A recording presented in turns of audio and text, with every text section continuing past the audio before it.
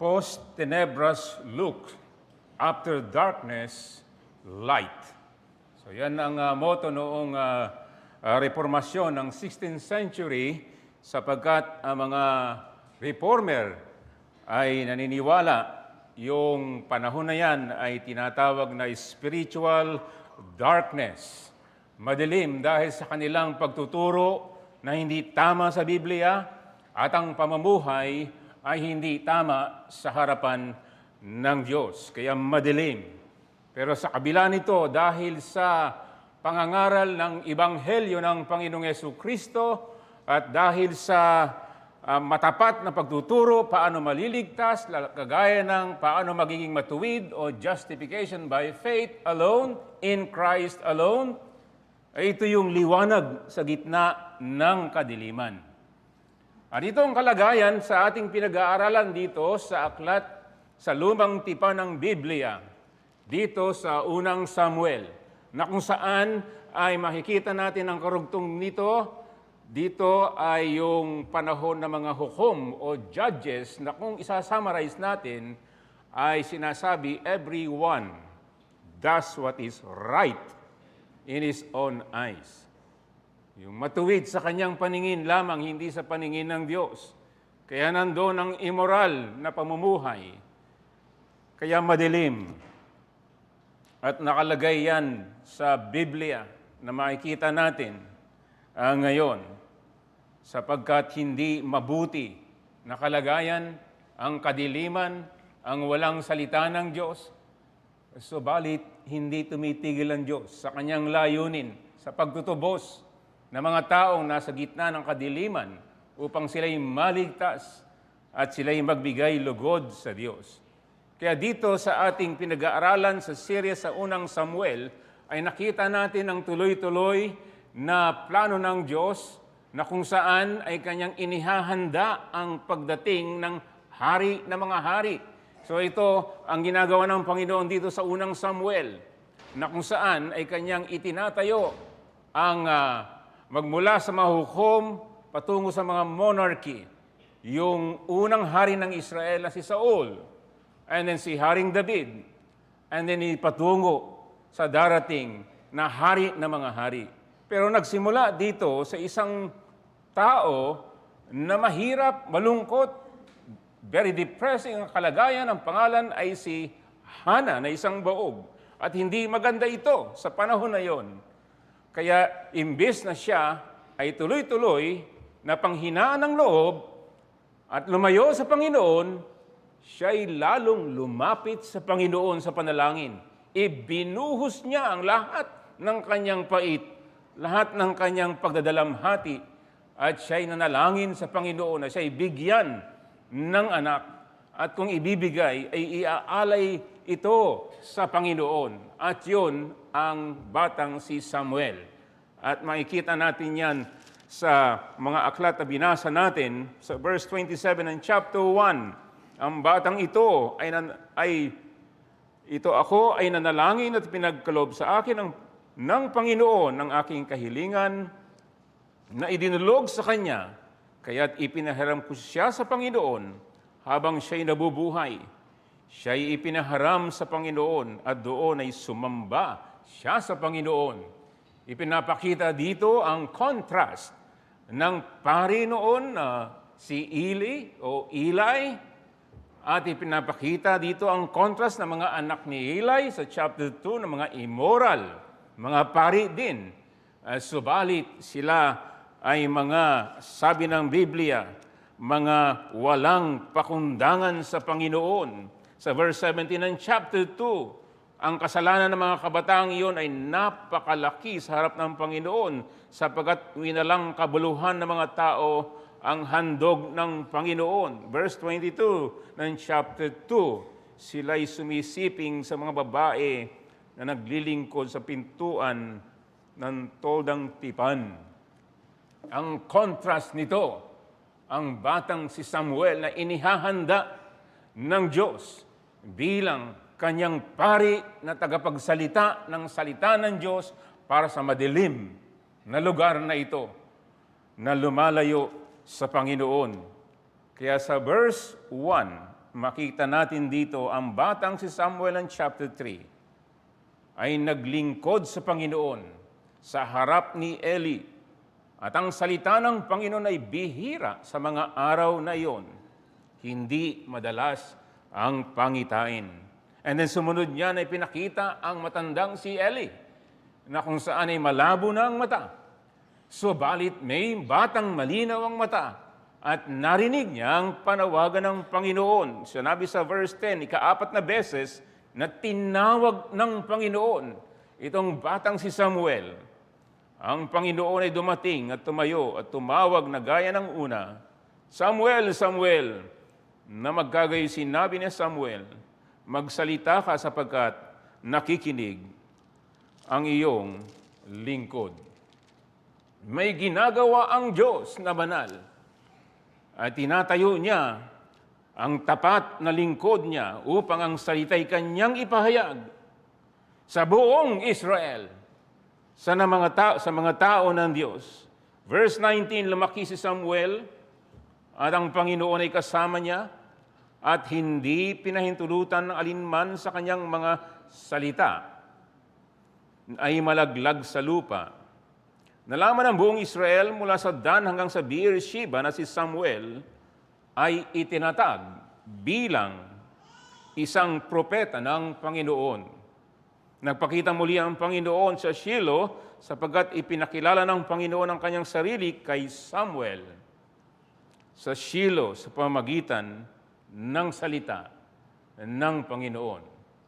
Chapter 4, verse 1, kalahati lang. Ang sinabi dito, ang salita ni Samuel ay dumating sa buong Israel. Nasa gitna ng kadiliman, korupsyon ng buhay ng mga tao at ang salita'y kanilang pinabayaan. Subalit ang Diyos ay hindi tumitigil sa kanyang kahabagan. May liwanag sa gitna ng kadiliman. At ito ang ginagawa ng Diyos hanggang ngayon. Ang Panginoon ay hindi tumitigil. Maraming mga aktibidades, maraming gawain ng mga tao, subalit kung sisiyasatin, baka maraming mga iglesia ng salita ng Diyos ay pinabayaan. Nawa sa araw na ito tayo ay kahabagan. Maaring ilan sa inyo, ilan sa atin ay maaring mayroong ganitong kasalanan o guilty sa pagpapabaya ng salita ng Diyos. Nawa tayo ay tunay na kanyang kahabagan sapagkat ang Diyos ay hindi lamang tumatawag ng mga tapat na mga lalaki na kanyang tagapagpahayag ng kanyang salita.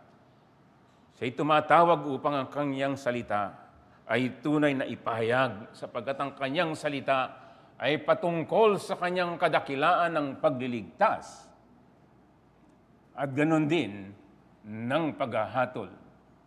So ang mensaheng gusto kong dalhin dito sa unang Samuel chapter 3, ang Diyos ang soberanong tumatawag ng tapat. Niya na lingkod upang ipahayag ang kanyang salita ng biyaya ng kaligtasan at kasama din ang makatarungang salita ng kahatulan sa mga lapastangan sa kanyang banal na harapan. Nawa ito'y maging kagalakan sa puso ng bawat isang mananampalataya na tinawag sa biyaya lamang ng Diyos. At tayo mga nakapaglilingkod, mga lingkod niya, ay dahil lamang sa kanyang soberanong kahabagan at biyaya. Subalit ito din ay babala sa inyo mga kaibigan kung ikaw ay wala pa kay Hesu Kristo na hari ng mga hari at Panginoon ng mga Panginoon. Huwag mong baliwalain ang kanyang panawagan maaring sa araw na ito. Wala ka maaari sa ibang lugar. Ikaw ay narito sapagkat ang Diyos ay maaaring tumatawag sa iyo sa pinakamataas na panawagan, hindi lang sa larangan ng anumang gawain sa lupa. Higit sa lahat, ang panawagan ng kaligtasan sapagkat walang ibang paraan, walang ibang pangalan ang ibinigay sa silong ng langit upang ang tao na makasalanan ay maligtas sa pamagitan lang ng ating Panginoong Heso Kristo. So tingnan natin dito ang banal na salita ng Diyos at hatiin natin to sa dalawa. Una, ang panawagan kay Samuel ng soberanong Diyos sa unang bahagi sa 1 to 10. And then sa 11 to 21 ay ang pagpapahayag ni Samuel ng salita ng soberanong Diyos. Hindi lamang niya ito tinanggap at nag-enjoy sa kanyang sarili, kundi ito ay ibinigay upang ipahayag. At yan din ang ginagawa ng Diyos sa atin. Kahit na ikaw ay hindi pastor o teacher, tinanggap mo ang biyaya ng salita, ang biyaya ng kaligtasan. At sa anumang paraan sa biyaya ng Diyos, atin itong ipahayag. Mas lalo na sa mga tinawag niya na mga tagapagpahayag, mga mangangaral ng salita ng Diyos para sa kaligtasan at ganun din babala para sa darating na kahatulan ng Diyos. So una sa lahat, ang panawagan kay Samuel sa soberanong Diyos, ano bang background dito? Ang sinasabi dito sa verse 1 ng ating talata sa unang Samuel, ang batang si Samuel ay naglilingkod sa Panginoon sa harap ni Eli at ang salita ng Panginoon. Ano nakalagay sa Bible ninyo? Ang salita ng Panginoon ay bihira sa araw na iyon. Hindi madalas ang pangitain. Ito ang mga paraan ng Diyos noon. Hindi na ngayon, noon. Sa kanyang pagpapahayag ng kanyang sarili at ng kanyang kalooban. Tandaan natin, hindi malalaman ng sino man ang kataas-taasan at kabanal-banalang Diyos, ang kanyang kalooban, kung hindi niya ito ipapahayag. Walang sino man. Kaya itong description na ito ay medyo malungkot na kalagayan ito. At binanggit pa sa bahagi na yan, sa verse 2 ng panahong iyon, si Eli, na ang paningin ay nagsimula ng lumabo. Ito ang punong pari, ito yung huling hukom, at ito ang kailangan ng mga tao, ang salita ng Diyos. Pero yung tagapagsalita ay malabo na ang mata at matanda, at ang sinabi dito, bihira. Noon ang salita ng Panginoon. Nakikita mo ba kung gaano kapalad? Kung gaano tayo kapalad, hindi bihira ang salita ng Diyos sa ating kapanahunan ngayon? Linggo-linggo. Alam mo ang sentro dito. Alam mo kung pupunta ka dito, alam mo sentro dito, ang salita ng Diyos. Bukod pa dito, ay meron kang hawak na salita ng Diyos at may modern technology, anywhere, anytime. Pwede mong pakinggan ang salita ng Diyos. Pero itong babala, kung iyong babaliwalain ang salita ng kataas-taasan at kabanal-banalang Diyos, hindi niya ito babaliwalain kapag siyang binabaliwala. Sa isang author na aking nabasa, sinabi, ang kawalan ng salita ng Diyos ay isang tanda ng hatol ng Diyos. Na si Yahweh ay inalis ang liwanag ng kanyang salita at hinayaan ng Israel na gumala sa kadiliman, na tila siya mismo ang mas pinili. Yan ang kalagayan dito kapag ang salita ng Diyos ay wala o bihira. Parang lumalakad ka sa dilim. Buhay ka, gumagawa, nagtatrabaho, nag-aasawa, nag-aaral, ano man ang iyong gawain. Subalit kung walang salita ng Diyos, para kang nangangapa sa dilim. Isipin mo yung bulag na tao. Very active. And yet kung wala ang salita ng Diyos na nakakaalam na lahat sapagkat siyang lumikha ng lahat, siyang may karapatan sa lahat, siya ang may karunungan sa lahat. Siya ang may hawak ng ating final destiny. Yung walang hanggang na buhay na ikaw at ako isang araw ay tutungo sa walang hanggang at dalawang lugar lamang. sa piling ng Diyos, sa bagong langit at bagong lupa, at sa walang hanggang kaparusaan, sa apoy ng impyerno magpakailanman. Ang tawag dito sa panahon ni Propeta Amos, chapter 8, 11 to 12, ay taggutom. Ano ang tawag doon sa tagtuyot, El Niño, El Niña? El Niño, tagtuyot, hindi sa anumang halaman, kundi tagtuyot sa salita. Sinabi sa verse 11, ng mga araw ay dumarating, sabi ng Panginoong Diyos, na ako'y magpapasapit ng taggutom sa lupain. Hindi taggutom ng sa tinapay o pagkauhaw sa tubig, kundi pakikinig sa mga salita ng Panginoon. At sila'y lalaboy mula sa dagat hanggang sa dagat, at mula sa hilaga hanggang sa silangan. Sila'y tatakbo ng parot parito upang hanapin ang salita ng Panginoon. At hindi nila ito matagpuan. Gusto mo ba mangyari yan sa iyo? Kung ikaw ay sanay sa pagkakabaya, sa araw ng linggo na kung saan ay sentro ang pagpapahayag ng Diyos ng Kanyang salita. At maging sa ating personal na pagkain sa araw-araw, Mateo 4:4, hindi lamang sa tinapay nabubuhay ang tao, kundi sa bawat salita nabubuhay tayo. Hindi lang sa katawan, kundi sa ating kaluluwa, sa Kanyang salita.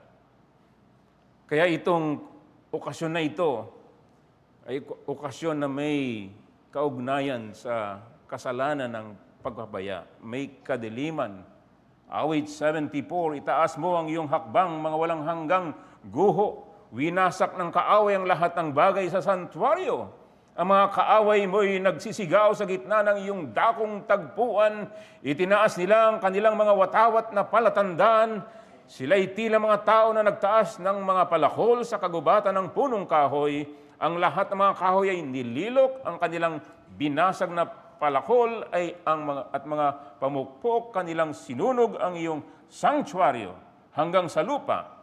Nilapastangan nilang tahanang dako ng pangalan mo.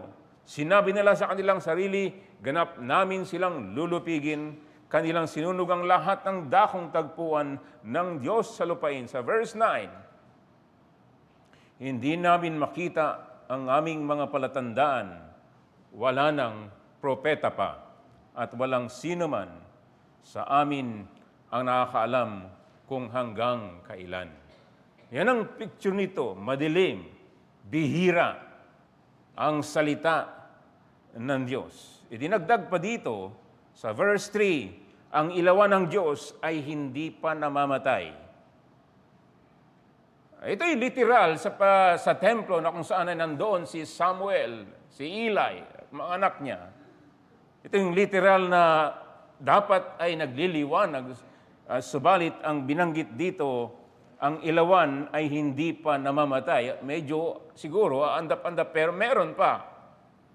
At sabi ng mga commentator, ito daw ay symbolic din dahil yung kanilang leader, yung kanilang pari na si Eli, matanda na, malabo na ang mata.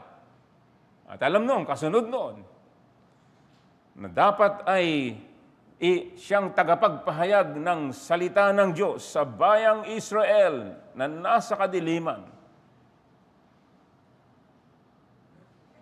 Subalit sa gitna nito, ang Diyos ay puno ng grasya.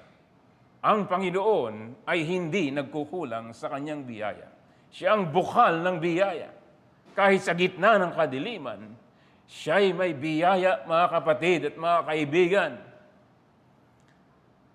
Sapagkat siya'y may ginagawa dito. Tingnan ninyo dito sa huling bahagi ng verse 3. At si Samuel na nakahiga roon ng templo ng Panginoon na kinaroroonan, ano nakalagay? Ng kaban ng Diyos. The Ark of the Covenant.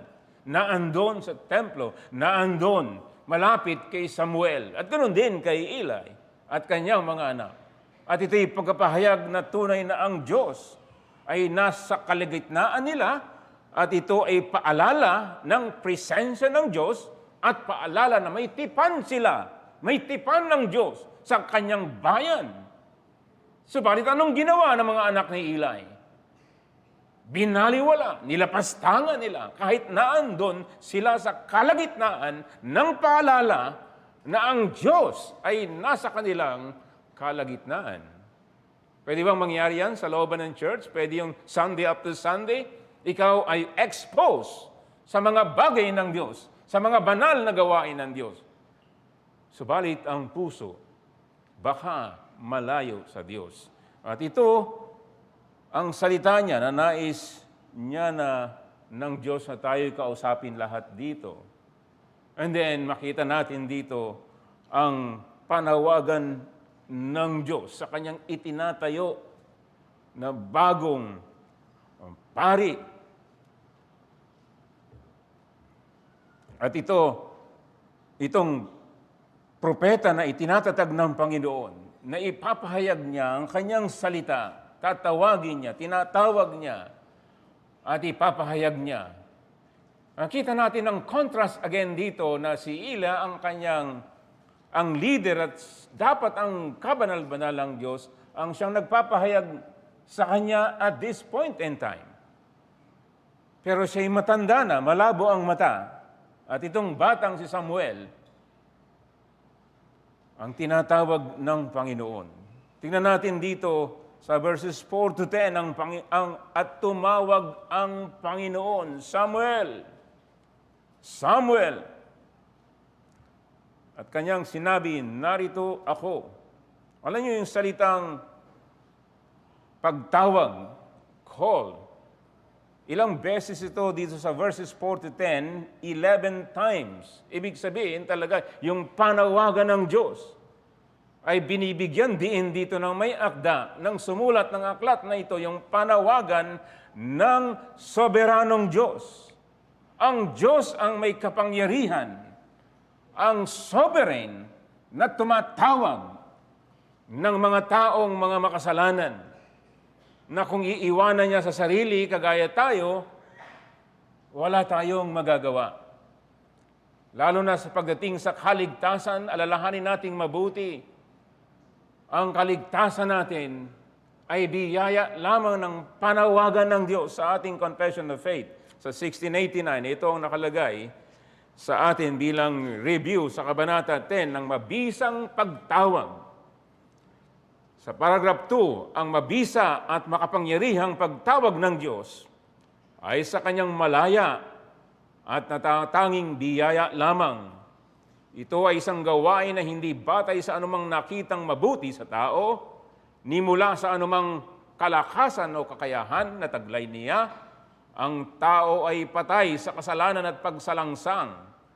Kaya nga ang tao ay lubos na walang bahagi sa gawa ng kaligtasan, maliban na siya'y bigyan ng buhay at baguhin ng banal na Espiritu. Ang kapangyarihan na nagbibigay kakayahan sa Kanya na tumugon sa tawag ng Diyos at tanggapin ang biyayang ipinagkakaloob nito ay walang iba kundi yaong buhat sa pagkabuhay ni Kristo mula sa mga patay. So ito ang makapangyarihang pagtawag ng Diyos, lalo na pagdating sa ating kaligtasan. Sa particular dito, tinawag itong si Samuel upang kanyang maging propeta, tagapagsalita sa bayang Israel. Sa unang panawagan, ay akala niya ang tumawag ay si matandang Eli, kaya siya'y lumapit doon. Siguro ito'y hating gabi, kasarapan siguro ng tulog. Imaginin mo sa looban ng templo, na walang Meralco na kagaya nito, siguro yung mga ilaw ay kakaunti lamang at sa kalagitnaan na yon ang iyong mahimbing na pagtulog. Ay by the way, siguro mga 12 years old, sabi dito ng mga historian, si Samuel. And then may biglang tumawag sa kasarapan ng iyong tulog, Samuel, Samuel. Hindi ko alam anong tinig ang kanyang narinig. Basta pangalan niya.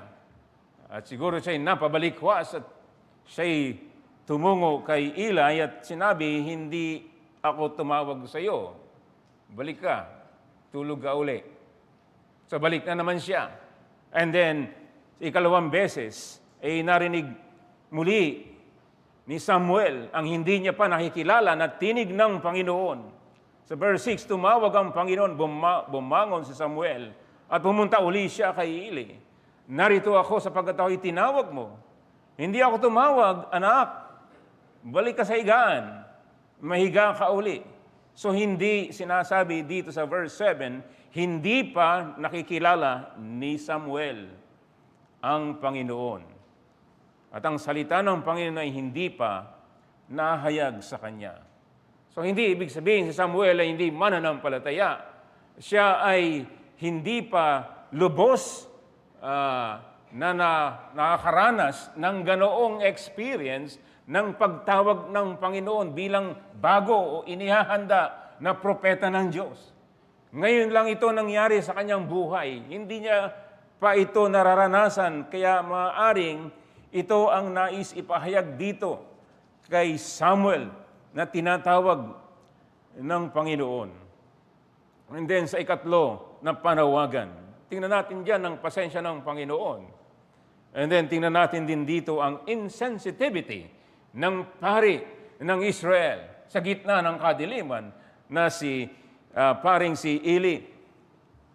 Pero sa ikatlong pagkakataon, sa verse 8, ay muling tinawag ng Panginoon si Samuel at siya'y bumangon. Narito ako sapagkat ako yung tinawag at nalaman ni Eli na tinatawag ng Panginoon ang bata. Kaya sinabi ni Eli kay Samuel, humayo ka, mahiga ka, at kung tawagin kanya, sabihin mo, magsalita ka, Panginoon, sapagkat nakikinig ang iyong lingkod. Kaya humayo sa Samuel at nahiga sa kanyang lugar. Ito ang encounter niya, ito ang sitwasyon na kung saan ay si Samuel ay tinawag ng Panginoon. Hindi niya lubos na makilala agad at maging itong insensitive na si Eli, subalit eventually ay nakita niya na siya'y tinatawag nga ng kataas-taasan na Diyos, na Panginoon. Kaya ito ay may turo sa atin, mayroong aral sa atin. Wala nang ganitong sitwasyon sa atin, naghihintay ka ng tinig, baka sinong tumatawag sa iyo. Wala nang ganon. Ang sitwasyon natin ngayon ng Diyos ay nagsasalita sa pamamagitan ng Biblia. Sa tuwing ating narinig ang pangangaral, tayo ay tinatawag ng Diyos upang kanyang ating pakinggan siya, upang tayo ay makinig sa Kanya at sundin ng kanyang mga instruction dito sa tuwing tayo ay nagbabasa ng personal o anumang devotion na ginagawa natin sa Kanyang salita. Ito na ang paraan ng Panginoon. Mahirap kung ikaw ay maging insensitive sa panawagan ng Diyos, lalo na sa kaligtasan ng iyong kaluluwa, maging sa buhay ng kabanalan, maging sa buhay na inihahanda ng Diyos sa hinaharap. Kaya nga itong buong Biblia ay regalo ng Diyos sa atin. Ito yung love letter niya. Praise the Lord. Meron tayong luma at bagong tipan. May kompleto tayong Biblia. Reliable. Yun yung ating Sunday school kanina. Mari natin siyang mapakinggan, 2 Peter 1:21, sapagkat walang propesya na dumating kailanman sa pamamagitan ng kaloob ng tao, kundi ang mga taong inudyukan ng Espiritu Santo ay nagsalita mula sa Diyos. Ikalawang Timoteo chapter 3 verse 16, pinaalala kay Timoteo na tinuruan ka ng yung Lola Loida at yung nanay na Eunice at yung naranasan ng kahabagan ng kaligtasan ng Diyos mula sa Biblia patungkol kay Hesus Kristo. Ang lahat ng kasulatan sa verse 16 ng ikalawang Timoteo chapter 3, ang lahat ng mga kasulatan ay kinasihan ng Diyos at mapapakinabangan sa pagtuturo, sa pagsaway at pagtutuwid at pagsasanay sa katuwiran. Yan ang ginagawa ng Diyos sa gitna ng kadiliman.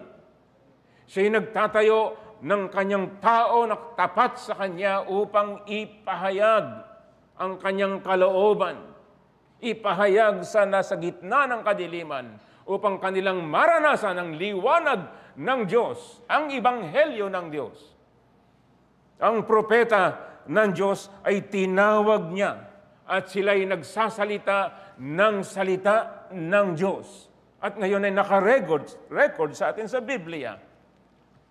At sila din ay nananawagan ng pagsisisi, pagbabalik loob sa Diyos, sapagkat siya ay banal na Diyos. Sa mga walang pakundangan sa Kanya, darating ang araw ng kahatulan. Yan ang pinapahayag ng mga propeta noon, na merong liwanag ng darating na Mesiya, na tagapagligtas ng sanlibutan. At ang pinaka-propeta talaga na tinutukoy dito sa kasaysayan ng pagtutubos ay walang iba kundi ang ating Panginoong Hesukristo na propeta, pari at hari. Makinig tayo sa Kanya sapagkat siya ang ating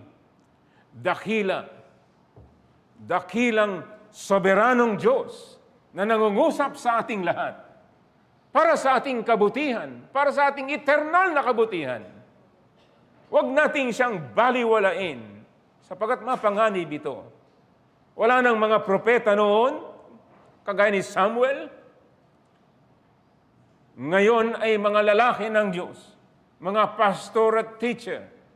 Yan ang opisina na tinawag niya, kaya tayo maingat sa proseso na ginagawa natin na ayon sa kwalifikasyon ng salita ng Diyos, na maging tapat sa kanilang pangangaral patungkol sa kaligtasan at kahatulan ng Diyos.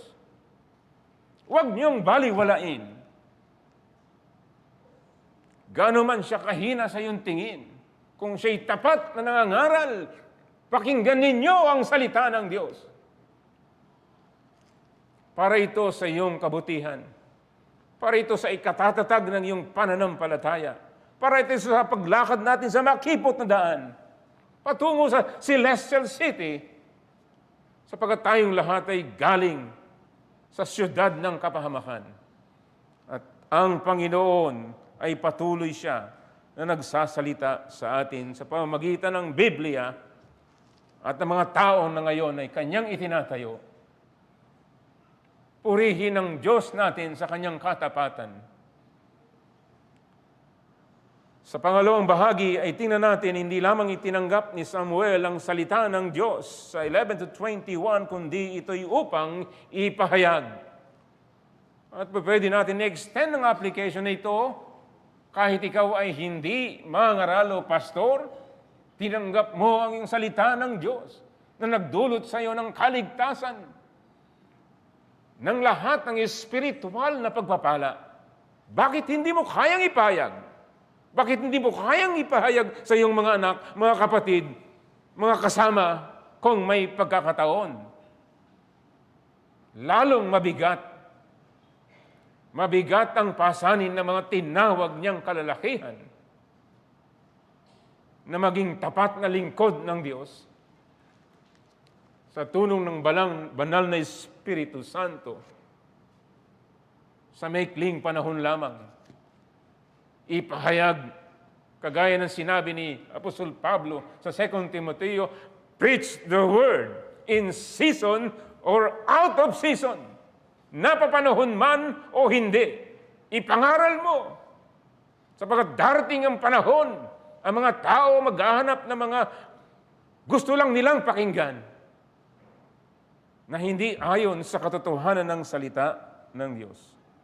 So narito, hindi lamang tumawag ang Diyos, ibinigay ang Kanyang salita, kundi ito ay ipahayag. Ang mensahe ng mabuting balita, maging ng masamang balita. Makikita natin dito ang mabigat agad na misyon ni Samuel na propeta ng Diyos na itinatatag. Makikita natin sa verse 10 ang pahayag na kanyang tinanggap. Sinabi ng Panginoon kay Samuel, tingnan mo, malapit na akong gumawa ng isang bagay sa Israel. na magpapapanting sa dalawang tainga ng bawat nakikinig. Sa araw na iyon ay aking tutuparin laban kay Eli. Sino si Eli? Doon siya nag-training. Siya yung kanyang master. At ngayon, mabigat ito sapagkat ang sabi ng Panginoon, meron akong gagawin laban kay Eli at ang kanyang sinabi tungkol sa kanyang sambahayan mula sa pasimula hanggang sa wakas sapagkat sinabi ko sa kanya na malapit ko ng parusahan ng kanyang sambahayan magpakailanman dahil sa kasamaan ng kanyang nalalaman sapagkat ang kanyang mga anak ay lumapastangan sa Diyos at sila'y hindi sinaway. Kaya't ako'y sumumpa sa sambahayan ni Eli na ang kasamaan ng sambahayan ni Eli ay hindi mapapawi ng alay o handog magpakailan paman. Parang time bomb ito. Parang bomb ito sa pandinig ni Samuel sa unang gawain niya bilang itinatayo na tagapagsalita ng Diyos. Nasasabihin niya mismo sa nag-alaga sa kanya, sa nag-training sa kanya. So anong sinabi dito, nahiga si Samuel? Imagine mo ito, pagkatapos niyang tanggapin ng mensahe ng Diyos laban sa kanyang leader o ama na tinuturing na siguro. Nahiga si Samuel hanggang sa kinaumagahan at pagkatapos ay binuksan niya ang mga pintuan ng bahay ng Panginoon. Takot si Samuel na sabihin kay Eli ang pangitain. Tao siya.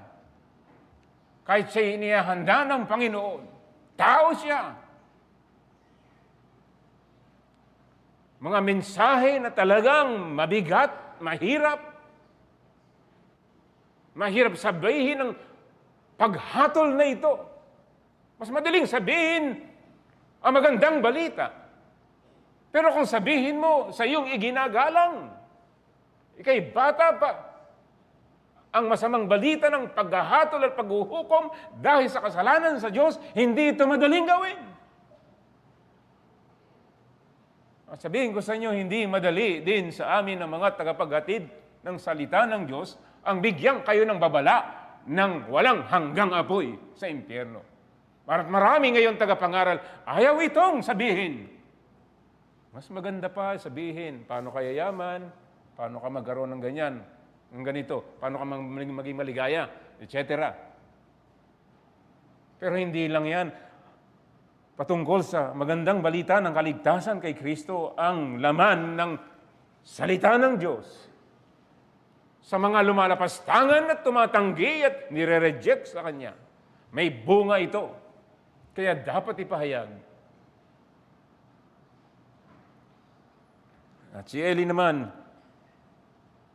ay makikita natin ang kababaan ng loob din. At sinabi niya, ang Panginoon yun. Sapagkat kung hindi mo sasabihin, ay hindi mabuti. Huwag mong ilihim. Anumang bagay na sinabi sa iyo, ay iyong sabihin. Gusto kong tingnan natin dito yung mabigat na paghahatol na pinapahayag sa Kanya. Una, makikita natin dito na ang kasalanan talaga ay hahatulan ng banal na Diyos. Yan ang mensahe sa buong Biblia. Ang kasalanan, ang kabayaran ng kasalanan ay kamatayan at ang kamatayan ay hindi lang physical. Ito'y walang hanggang paghihiwalay. Mga kapatid, mga kaibigan, seryosohin natin ang kasalanan. Ang kasalanan ay kagaya ng mikrobyo na kahit maliit na mikrobyo, hindi binibaby ang mikrobyo, di ba? Ang mikrobyo kaya kang patayin.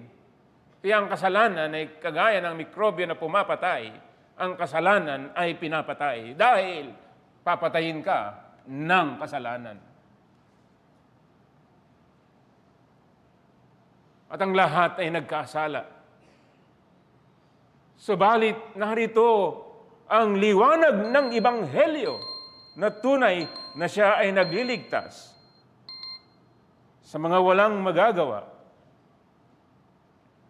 May liwanag, may Ebanghelyo. At ito ang nais ipahayag sa atin, subalit seryosohin natin ang kasalanan ay hahatulan ng banal na Diyos. Ang mabigat dito na binanggit ang kasalanan ng mga anak ni Eli na nilapastangan ang banal na gawain ng Diyos, ang banal na paghahandog sa Diyos at ang imoralidad na kanilang ginawa sa harapan ng Diyos. Sa mga babae naglilingkod sa Diyos, ang sabi dito ay hindi mapapawi ng anumang handog magpakailan paman. Yan ang mabigat. Lahat ng kasalanan kayang patawarin ng Diyos, subalit kung ang tanging paraan na ginawa ng Diyos, larawan lamang yung sa lumang tipan, ang katuparan na yung ginawa ng tupan ng Diyos na nag-aalis ng mga kasalanan, si Hesus Kristo na tunay na Diyos at tunay na tao na naghirap sa krus ng Kalbaryo, tinanggap niya ang puot ng Diyos para sa iyo at para sa akin. At sa pamamagitan niya ay may kapatawaran, may kabayaran. Lahat binayaran niya. Siya ang kapalit. Imbis na tayo ang pagbuhusan ng puot ng Diyos, si Kristo ang namatay upang mabayaran ang ating mga kasalanan. Walang ibang plan B ang Diyos. Ito lang ang tanging paraan. Ngayon, kung tanggihan mo yan, kagaya ng mga anak ni Eli na si Hophni and Phinehas, wala ng kapatawaran. Kaya itong pakiusap namin sa inyo, mga bata, mga kabataan at matanda, huwag niyong tanggihan ang Ebanghelyo ng Panginoong Hesus Kristo. Nakikiusap kami sa inyo. Tumakbo kayo sa kasalanan. Lumayo at lumapit kay Kristo. Hindi niya kayo itataboy. Come to me, come to me. Bibigyan niya kayo ng tunay na kapahingahan. Pero kapag inyong tinanggihan, itong sinasabi ng salita ng Diyos sa Hebreo chapter 10, 26-31, sapagkat kung sinasadya nating magkasala, matapos nating tanggapin ang lubos na pagkilala sa katotohanan, ay wala nang natitira pang alay para sa mga kasalanan, kundi isang kakilakilabot na paghihintay sa paghukom at isang naglalagablab na apoy na tutupok sa mga kaaway. Ang sumuway sa kautusan ni Moses sa patotoo ng 2 o 3 saksi ay walang awang namamatay. Gaano pa kaya higpit na parusa sa akala ninyo ang nararapat sa kanila na yumurak sa anak ng Diyos at lumapastangan sa dugo ng tipan na nagpabanal sa kanila at umalipusta sa espiritu ng biyaya, sapagkat kilala natin na nagsabi, akin ang paghiganti, ako ang gaganti, at muli huhukuman ng Panginoon ang kanyang bayan, isang kakilakilabot na bagay ang mahulog sa kamay ng Diyos na buhay. Ito ang babala niya sa mga mananampalataya dito sa Hebreo na natutuksong lumayo sa Panginoon. Walang kapantay ang Panginoon. Huwag tayong lumayo sa Kanya.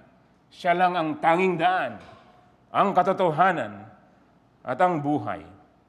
Walang makaparoon sa Diyos maliban sa Kanya. So makita natin dito ang kapangyarihan ng salita ng Diyos ng pagliligtas sa pamagitan ng Kanyang tagapagsalita at ganoon din ang pagpapahayag ng masamang balita sa mga tumatanggi sa Kanya.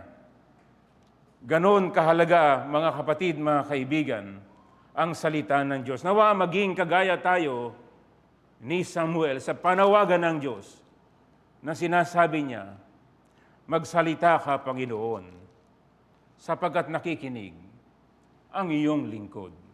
May kababaan ng loob sa tuwing ating napapakinggan ang salita ng Diyos. O dakilang Diyos, iyong durugin ang aming pusong matigas, pusong bato. Buksan mo ang aming puso at pag-iisip upang kami magpakababa sa iyong panawagan. Panawagan para sa aming kabutihan, ngayon at magpakailanman. O sana'y seryosohin natin ang kanyang babala na ito, na tunay na kanyang gagawin. Sa darating na panahon, Mateo 25, hihiwalay niya ang lahat ng tao, lahat sa kaliwa ay mga kambing na tinanggihan siya. At sa kanan ay mga tupa ng Diyos. John 10:27, My sheep hear my voice, and I give them eternal life. No one can snatch them out of my hands and my Father's hand. So ito ang salita ng Diyos, ang kanyang panawagan sa lahat. At sa mga tagapangaral tayo'y maging tapat nawa sa tulong ng Diyos, sa pakikinig, sa pagbubulay-bulay ng kanyang salita. Isa sa mga dakilang tao sa kasaysayan ay tinayo ng Panginoon ni si John Bunyan, na sumulat ng Pilgrim's Progress. Yung kanyang personal na karanasan sa pagbubulay ng salita ng Diyos, hindi laging sweet. May struggle din. Sinabi niya, may mga pagkakataon na nakikita ako ng napakalalim na kahulugan kahit sa isang talata lamang ng Biblia, higit pa sa aking lubos na maunawaan at may paliwanag. Ngunit may ibang panahon na ang buong Biblia ay tila tuyo sa aking parang isang patpat, o sa halip ang aking puso ay naging napakapatay at tuyo sa harap nito. Kaya hindi ko maramdaman kahit katiting na kaginhawaan, kahit pa aking sinuri at binasa ito ng buo. May karanasan ba kayo na ganito? Ito ang dakilang tao ng Diyos. At ang sabi ng Prince of Preacher na si Charles Spurgeon tungkol sa kanya, bakit ang taong ito ay parang isang buhay na Biblia? Tusukin mo siya saan man, lalabas na dugo niya ay parang Biblin. Ang mismong diwa ng Biblia ay dumadaloy mula sa kanya. Hindi siya makapagsalita ng hindi nababanggit ng isang talata sapagkat ang kanyang kaluluwa ay puno ng salita ng Diyos. Ipinagkakatiwala ko sa inyo ang kanyang halimbawa, mga minamahal. At higit pa rito ang halimbawa ng ating Panginoong Hesukristo. Kung ang Espiritu ng Diyos ay nasa inyo, gagawin niya kayong umiibig sa salita ng Diyos. At kung may sino man sa inyo ang nag-aakalang ang Espiritu ng Diyos ay aakay sa inyo upang hindi na kailanganin ng Biblia, kayo ay nasa ilalim ng impluwensya ng ibang Espiritu na hindi Espiritu ng Diyos kailanman. Gusto ko magtapos dito, mga kapatid, mga kaibigan, sa paghamon sa atin sa salita ng Diyos. So ito ang salita ng Diyos ayon sa awit 19, awit 119, inyong bulay-bulayan sa inyong sarili kung paano ang karanasan ng mga tao ng Diyos na ito ang Biblia, ang ating liwanag sa ating landasin, ang nagbibigay ng buhay na walang hanggang at nagbibigay ng babala sa atin sa ating pagtanggi sa Kanya.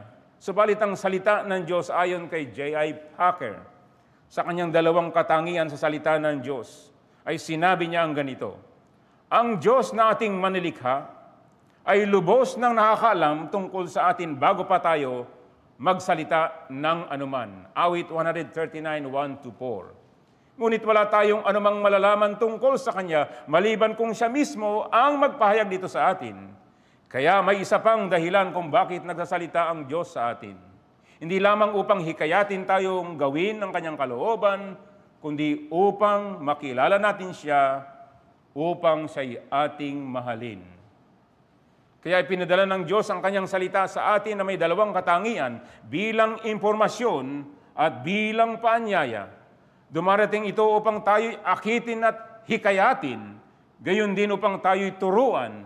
Hindi lamang nito ipinapakita sa atin kung ano ang ginawa at ginagawa ng Diyos, kundi tinatawag din tayo nito sa personal na pakikipag-ugnayan at pakikisama sa mapagmahal na Panginoon mismo.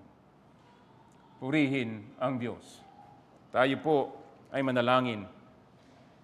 Dakilang Diyos, kami po ay lantad sa iyo at kami nagpapasalamat sa iyong matyaga at pagkapasensya sa amin na kami ay iyong tinuturuan ng iyong banal na salita. Sa tulong ng banal na Espiritu Santo at mga lalaki mo, Panginoon, na tapat sa pagpapahayag ng iyong salita para sa aming kaligtasan at ganun din babala patungkol sa darating na kahatulan. O dakilang Diyos, ikay nawa ay may taas at maluwalhati sa aming kalagitnaan. Dalangin po namin ito sa pangalan ng Panginoong Hesu Kristo. Amen.